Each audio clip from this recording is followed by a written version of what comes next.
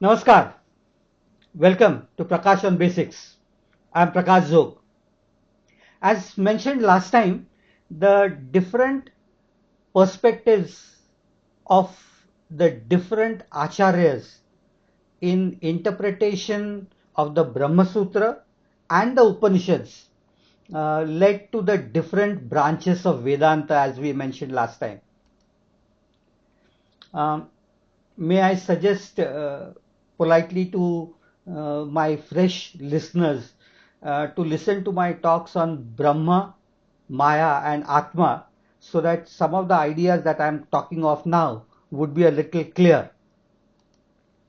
Um, because, friends, today I will put forth the basis of Adi Shankaracharya's Advaita philosophy. Adwait Vedanta is said to be the pinnacle of Indian philosophy. Bharat and beyond, Advait Vedanta is the most popular form of Indian philosophy that is known to scholars. The primary and the most important proponent of Advait Vedanta is obviously Jagadguru Adi Shankaracharya. He was born a long time ago, 788 AD, and he took samadhi at the age of 32. So a lifespan of only 32 years, the same as Alexander. But in this short lifespan, his achievements far outshine those of the conqueror Alexander. Alexander's empire is gone and lost by today. Shankaracharya's institutions and teachings are not only just thriving but flourishing day by day. I'll give his brief biography uh, to begin with. He was born in Kerala, that is South India, at a place called Kaladi. By the age of 8, he had mastered the Ved and the Vedangas. On his guru's advice, he moved to Kashi, where he produced most of his 300 plus literary works. These include commentaries and stotras, which are in fact a part and parcel of the daily prayers of many Indian families even today. Uh, his teachings have been a guideline to millions, not only scholars but even to common people. Defeating the great scholar Mandan Mishra in debate is probably known to many of us through tales that have been told about his great achievements. Not only that, he traveled far and wide throughout India, propagating the concepts of Hinduism and established four monasteries, actually something a little more than just monasteries, known as the Matha, and at four corners, Puri in the east, Dwarka in the west, Jyotirmath, which is now commonly known as Joshimath in the north, and Shrungeri in the south.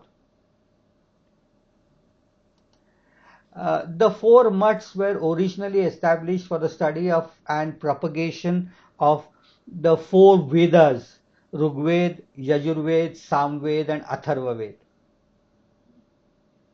He preached Hinduism throughout the length and breadth of India.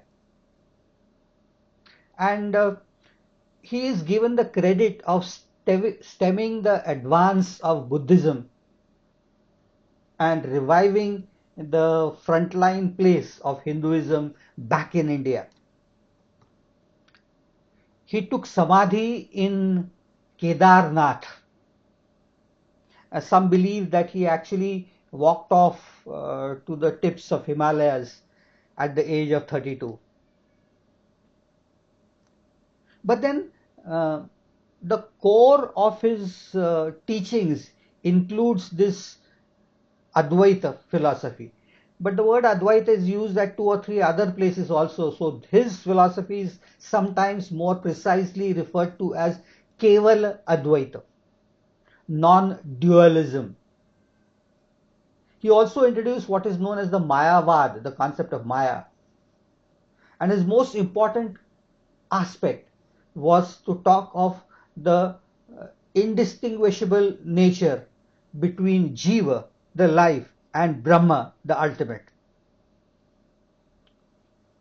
So naturally, this is the most important aspect of all his teachings. Some people call Advait as monoism. But the word Advaita, a and Dvaita, a is negation and Dvaita is two. So it's actually non-dualism. And his most prominent statement that is quoted by everyone is what I will begin with today. And that is Brahma Satyam Jagan Mithya Jivo Brahmaiva Na Parah.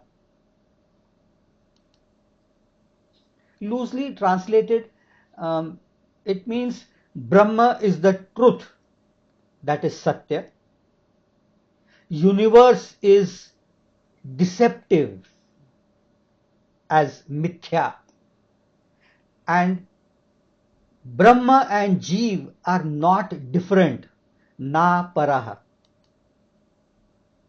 Actually, in these statements, he also implies Saguna Ishwar instead of Nirguna Brahma, the attribute independent and the dependent forms of the ultimate reality.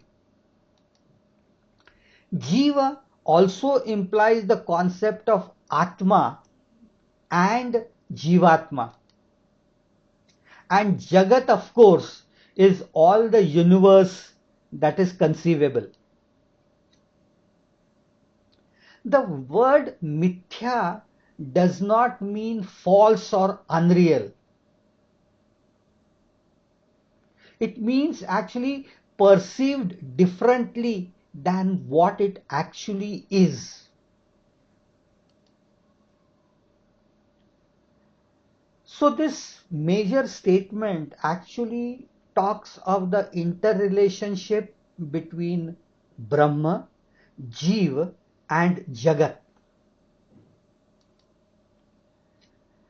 The statement then also implies the interrelationship between Brahma, Atma and Jagat at its highest level of understanding, or the interrelation between Ishvara, Jivatma and Jagat at the lower practical level of all common people like us who try and understand his philosophy. Actually, everywhere, whenever we think, it's usually me, myself, and everything else. But according to him, there are no twos of this sort. It's all just one. And that is the crux of Advait. I'm a man of physics. So for me, it's easier to talk in terms of examples that are related to physics or to practical day-to-day lives. So which would sometimes be more easy to grasp. So let me try and do that. Let us say that all the atmosphere that is around us is the Brahma. Let's talk of a balloon, which is the Jiva or the life form. And the air inside this balloon is the Atma. As I had long back said, soul is not a word enough to signify what Atma is. And so the balloon with the air inside is the Jivatma, the living entity with its own sparkle inside. And then outside is Brahma, which is the atmosphere. All balloons appear different in size, shape, color, the gases that they contain, and so forth. But the core idea for all of them is the same. The core air inside for all of them is the same, because the air itself constitutes of all the gases. So the air inside and the one outside are not different. Jivo Brahmaiva na paraha. They are not different. And let's look at the other possibilities. The balloon bursts. The air merges with the air outside. When the balloon is destroyed, it is not the air that gets destroyed. It remains as it is. Because even as in Bhagavad Gita, Lord Shri Krishna says, Nainan chinnanti shastrani, nainan dahati pavakaha.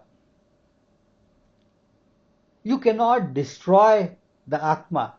You cannot, it cannot be cut by weapons. It cannot be destroyed. It cannot be burned. Nothing can be done. The air inside, nothing can be done. It will finally merge with the one that is outside. And there is another concept that is there in Gita which is equally applicable in this case. Vasanshi jirnani yatha vihaya. When a body gets old, the Atma discards it like an old clothing and acquires a new form. In case of balloons also the same thing happens. The balloon gets old, its surface starts getting crumpled and it bursts sometimes on its own, and the air merges outside, and sometimes this same air is filled in new balloons, and these new balloons then delight everybody who's around. The air remains the same. It is not different from the one outside. The one outside and the one inside is still the same. Understanding this is what Advaita is. The words used in Sanskrit sometimes have more deep and a different meaning. But then I have tried to give you the core of what these teachings are. This is the core of Advaita. But Shankaracharya introduced many fascinating concepts further to explain all these ideas. We need to understand them also, which include some ideas that are different from the previous ones that we have talked of. We are going to do that next time. If you have liked whatever I have said, please try and read a little more about it. Tell your friends about this. Like and subscribe to this channel so that you will know when I put up the next video for the next aspect of this fascinating philosophy of Adwait Vedanta. The basics, of course. Till then, Namaskar.